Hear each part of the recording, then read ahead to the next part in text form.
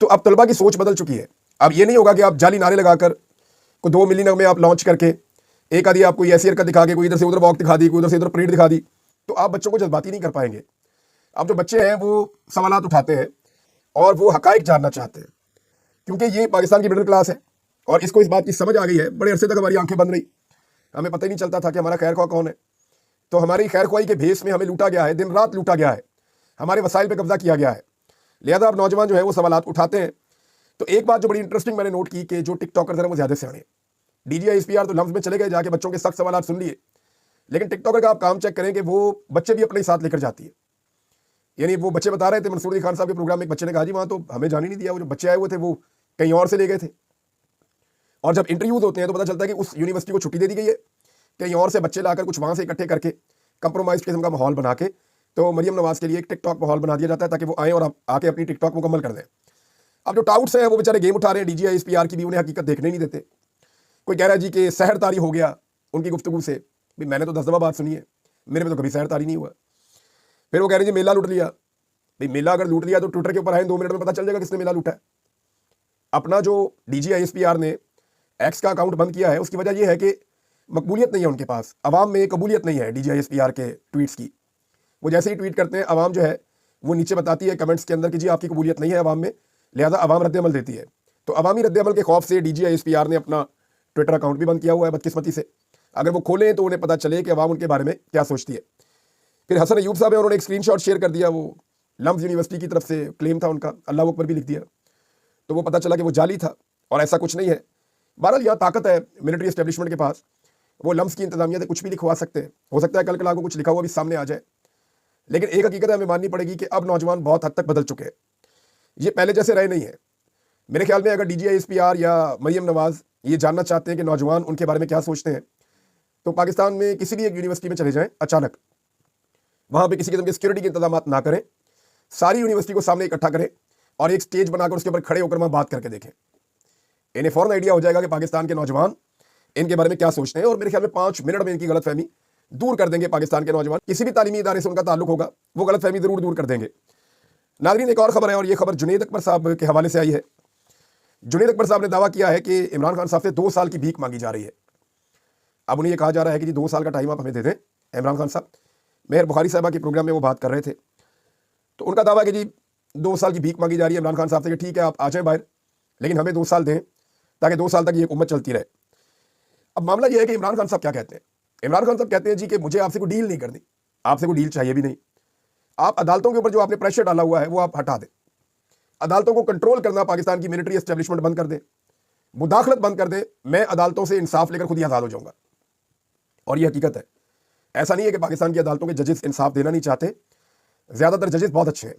कुछ कंप्रोमाइज लोग भी हैं, कुछ काली भेड़ें हर जगह पे होती हैं, हर इदारे में होती हैं। तो जजेस के अंदर भी आप उंगली उठा सकते हैं, ऐसा नहीं है कि आप नहीं उठा सकते, उनके फैसलों पर आप तनकीद कर सकते हैं। लेकिन इमरान खान साहब के मामले में अगर मिलिट्री एस्टेब्लिशमेंट दबाव डालना बंद कर दे तो इमरान खान साहब 1 हफ्ते में पाकिस्तान की सारी सियासी जमातों की सियासत भी वार देंगे और 1 महीने से पहले पहले इमरान खान साहब अपने केसेस में जमानत लेकर बाहर भी आ जाएंगे और पूरे पाकिस्तान का जो सिचुएशन है वो तब्दील हो जाएगा, पूरी की पूरी काया ही पलट जाएगी। और इस बात को पाकिस्तान की मिलिट्री एस्टेब्लिशमेंट भी जानती है। नाज़रीन, एक और चीज़ मैं आपको बताता हूँ, वो ये है कि जो पंजाब में हुआ 11 करोड़ आवाम का जो इन्होंने डुबो दिया एक 15 मिनट की बारिश में, वो सारा हरा रंग बह गया जो मरियम नवाज ने करवाया था। अब वो हरा रंग तो बह गया, लेकिन जिम्मेदारी डाल दी ठेकेदार के ऊपर कि ठेकेदार ने किया है। तो मेरे ख्याल में इस ठेकेदार को गिरफ्तार करना चाहिए, इससे 11 करोड़ रुपया वसूल करना चाहिए, हमेशा के लिए इस पर पाबंदी लगानी चाहिए। और इस डिवाइडर की वजह से जितने लोगों की गाड़ियां तबाह हुई हैं उन सबकी गाड़ियों को ठीक करवा कर देना चाहिए और आइंदा के लिए इसके ऊपर बैन लगाना चाहिए। ये करते हैं तो ठीक है, ये नहीं करते तो फिर आप समझ लें इसके पीछे भी वही ठेकेदार है जो हर खेल के पीछे होता है। नाज़रीन, पाकिस्तान तहरीक इंसाफ या इमरान खान साहब के पास 2 ऐसी ताकतें हैं, मैं आपको बार बार कहता हूं, जिनको अभी तक पाकिस्तान की एस्टेब्लिशमेंट शिकस्त नहीं दे पाई, उन्हें काबू नहीं कर पाई। Number 1 overseas Pakistani, number 2 social media. ये दोनों इमरान खान साहब की ताकत है और इन्हें बार बार ब्लेम किया जाता है। हत्ता कि कुछ ऐसे किरदार नए लॉन्च कर दिए गए, हर थोड़े दिन बाद लॉन्च किए जाते हैं। अब ऐसे नए किरदार भी लॉन्च कर दिए गए हैं जो ये कह रहे हैं जी किसी तरह ओवरसीज पाकिस्तानियों को डिस्क्रेडिट किया जाए और सोशल मीडिया को कंट्रोल करने के लिए कोई काम किया जाए। कभी वो लोग ओवरसीज पाकिस्तानियों को ब्लेम करते हैं कि इमरान खान की रिहाई में ये लोग रुकावट है, हालांकि ये ओवरसीज पाकिस्तानी हर कॉल पर लब्बैक कहते हैं और जो लोग ब्लेम करने वाले उनसे ज्यादा लब्बैक कहते हैं। और ये जो सोशल मीडिया है यही तो इमरान खान की ताकत है। इमरान खान साहब का जो ट्विटर अकाउंट है ये इमरान खान साहब की वो तलवार है जो उनके हाथ में है तो वो निहत्ते नहीं है। अब उनका ट्विटर अकाउंट पाकिस्तान में मंगवाने की पहले बड़ी कोशिश की गई, अब दोबारा भी इसी मिशन के ऊपर कुछ लोगों को लगाया गया है। इद्दत जैसे घटिया केस का दिफा भी फराम किया गया है, जवाब फराम किया गया है कि सोशल मीडिया की वजह से इमरान खान पर इद्दत जैसा घटिया केस बना है। बड़ी ही घटिया ज़हनियत है उन लोगों की जिन्होंने इद्दत जैसा घटिया केस बनाया, और उससे भी ज़्यादा घटिया ज़हनियत है उन लोगों की जो इद्दत जैसे घटिया केस को जस्टिफाई कर रहे हैं या उसको जवाब फराम कर रहे हैं। मैंने पिछले व्लॉग में सवाल उठाया था कि फातिमा जना की तौहीन की गई, बेनज़ीर भुट्टो की तौहीन की गई, नुसरत भुट्टो की तौहीन की गई, जमायमा खान की गई, बेशुमार औरतों की पाकिस्तान की सियासत में तौहीन की गई, तो वो क्यों की गई? ये पाकिस्तान की मिलिट्री एस्टेब्लिशमेंट का एक पुराना तरीकाकार है। यही बात करके तो आर्मी चीफ फंस गए थे अभी। यानी आर्मी चीफ के लिए दो बहुत चीज़ें मुश्किल होगी ना गुज़श्ता दिनों में। एक, उन्होंने मरियम नवाज के साथ जो एक फोटो सेशन करवा लिया, तस्वीरें बना ली, और उसमें जिस किस्म की वो तस्वीरें सामने आई उसके बाद एक पाकिस्तान के अंदर लोगों में गम गुस्सा था। दूसरा, जो आर्मी चीफ ने बच्चों के साथ बात करते हुए खवातीन के एहतराम पे वो एक खुतबा दे दिया।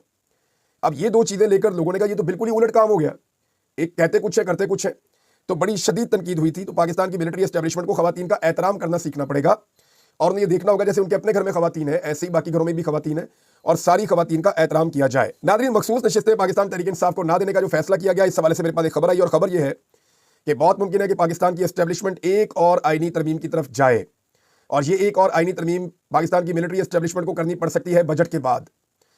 क्योंकि याद रखिएगा कि आर्मी चीफ का जो एक्सटेंशन वाला मामला है वो आईनी तरमीम के साथ नहीं हुआ, वो हुआ है कानून के जरिए से, कानून साजी के जरिए से। लिहाजा अगर आईनी तरमीम के जरिए से हो जाएगा तो वो बड़ा मजबूत काम होगा, और बहुत मुमकिन है कि आने वाले दिनों में 2/3 अक्सरियत के साथ कोशिश की जाए कि एक और आईनी तरमीम करवाई जाए। लिहाजा जब तक वो आईनी तरमीम नहीं करवाई जाती तब तक कोशिश है कि पाकिस्तान तहरीक इंसाफ की जो मखसूस नशिस्तें हैं वो पाकिस्तान तहरीक इंसाफ को ना दी जाए। नाज़रीन, इसहाक डार साहब अमेरिका के दौरे पर हैं, और उनसे बहुत कामयाब दौरा जो है वो आरिफ अलवी साहब ने किया है, जो साबिक सदर है और पाकिस्तान तहरीक इंसाफ से उनका ताल्लुक है। अब मामला यह है कि डार साहब को भी ट्रंप एडमिनिस्ट्रेशन में से किसी ने मुंह नहीं लगाया, बल्कि डार साहब को वहाँ ये कहना पड़ा कि जी मैं तो आया नहीं था इस काम के लिए, और मेरी ट्रंप इंतजामिया से या हुकूमत में से किसी से भी किसी किस्म की एंगेजमेंट नहीं हुई। जब वो मीडिया को मिले तो मीडिया ने वहाँ बड़े सख्त सवाल किए, और पीका के हवाले से डार साहब को सख्त सवाल का सामना करना पड़ा जिनके जवाब उनके पास नहीं थे। तो डार साहब अमेरिका गए क्यों, ये सवाल सबके जहन में था। मैंने अमेरिका में मुख्तलिफ सहाफ़ियों से और दोस्तों से बात की तो उनका ये कहना है कि डार साहब एक ज़िदबाजी में अमेरिका में आए, क्योंकि पाकिस्तान की मिलिट्री एस्टेब्लिशमेंट ने इससे पहले एलची बनाकर भेजा था मोहसिन नकवी साहब को। मोहसिन नकवी साहब पूरी तरह नाकाम हो गए, यहाँ से वापस गए हैं, बल्कि जिन लोगों को वो मिले हैं वो लोग अब इमरान खान के साथ खड़े हो गए हैं। तो इसहाक डार साहब को इस बात की बड़ी तकलीफ थी कि वज़ीर खारजा तो मैं हूँ, डिप्टी वज़ीर आज़म भी मैं हूँ, तो मुझे अमेरिका का दौरा करना चाहिए था, तो इसलिए अब वो अमेरिका का दौरा कर रहे हैं सिर्फ ये जस्टिफाई करने के लिए कि मैं वज़ीर खारजा हूँ। लेकिन आप एक अजीब बात देखें कि पाकिस्तान एक एटमी मुल्क है, एटमी मुल्क का वज़ीर खारजा जो डिप्टी वज़ीर आज़म भी है वो अमेरिका जाता है, और अमेरिका की हुकूमत को परवाह नहीं है, उन्होंने मुँह ही नहीं लगाया, वो मिले नहीं उसको। यानी आप अंदाज़ा करें कि पाकिस्तान इतना भी क्या गुजरा नहीं होना चाहिए पाकिस्तान को, या ऐसा भी पाकिस्तान का हाल नहीं होना चाहिए कि पाकिस्तान का वज़ीर खारजा और डिप्टी वज़ीर आज़म अमेरिका जाए और अमेरिका में उसको मुँह ही ना लगाया जाए। तो ये सूरत हाल तो इससे पहले ना हमने कभी सुनी, ना कभी सोची, ना कभी देखी, ना कभी इसका तसव्वुर किया था। लेकिन ये डार साहब के साथ हो रहा है, और एक्चुअली बदकिस्मती ये है कि डार के साथ नहीं हो रहा, ये पाकिस्तान के साथ हो रहा है, ये हमारे खाते में चीज़ें पड़ रही हैं। नाज़रीन, अबूदर सलमान न्याजी साहब ने एक बड़ा इंपॉर्टेंट स्टेटमेंट दिया है। उन्होंने कहा कि ये कहना कि इमरान खान सलमान अकरम राजा या रऊफ हसन की वजह से जेल में है, ये नाइंसाफ़ी है। कई लोग ये कहते हैं ना कि इनके पास प्लानिंग नहीं है इसलिए जेल में है। वो ये कहते हैं इसका मतलब ये है कि हम कबूतर बन रहे हैं और कमरे में हाथी को नज़रअंदाज कर रहे हैं, जो असल वजह है उसको नहीं देख रहे। उन्होंने वादे किया कि वादे रहे कि इमरान खान अदलिया में एस्टेब्लिशमेंट की मुदाखलत की वजह से जेल में है, या अफरीदी झुक गए हैं और अदलिया फतह हो गई है। कितनी क्लैरिटी के साथ अबूदर सलमान न्याजी साहब ने यह मामला सामने रख दिया है। यानी अगर अभी एस्टेब्लिशमेंट निकल जाए इस सारे मसले में से, जैसा कि मैंने पहले आपको बताया, तो इमरान खान साहब तो फ़ौरन रिहा हो जाएंगे, लेकिन ये बाकी सारी जमातों की सियासत तबाह हो जाएगी।